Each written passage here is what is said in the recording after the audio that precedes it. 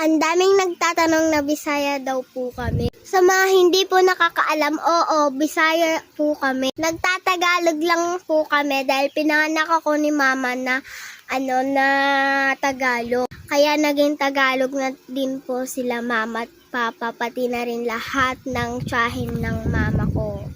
At pati na rin yung Mama ng Papa ko at yung kapatid ng Papa ko, yung kapatid ng Mama ko at yung nanay ng Mama ko. Dati kasi sa probinsya kami nakatira, kaya dun kami nagbisaya at dun ako pinanganak ni Mama. Kaya lumipat kami dito kasi naging Tagalog na po kami. Tama, mali? Ay, walang sumagot. Malamang, wala ka naman kasama dito sa kwarto mo di ba? Kaya po naging Tagalog na po kami. At sa mga hindi po nakakaalam na magkahiwalay po at hindi kami magkakasama-kasama sa isang bahay nila Mama at Papa, pati na rin po ng kapatid ko.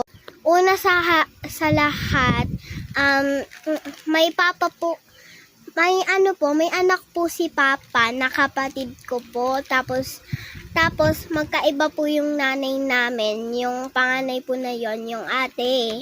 Meron naman po akong isang ate, pero magkaiba po kami ng tatay. Kasi ang tatay ko po ay yung asawa ng Mama ko. At yung tatay naman po nung panganay kong ate is asawa po yun ng Papa niya.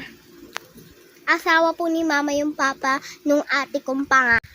At sa mga hindi nakakaalam, magkaiba po kaming nanay nung ate ko, yung babae ng Papa, yung anak na babae ni Papa. Pero po magkapatid po kami dahil parehas po kami ng tatay. Kaya hindi pa kami magkakasama dun kasi nagtatrabaho po si Papa dahil kasi walang mag-aalaga sa amin dun. Kaya po minsan dito po kami natutulog tapos yung babae ni Papa doon po. Sabado at Linggo lang po kami natutulog doon. Kaya makikita nyo din po yung video ko na yung nakapanjama ako na blue na Mickey Mouse and yung naka-t-shirt ako na blue, doon po yung bahay ng Papa ko. Kaya po magkaiba kaming bahay ni Papa. Ay magkaibang bahay si Mama at Papa kasi ayun nga yung babae. Sa totoo lang guys, ayokong tawagin ng Mama yung babae niya.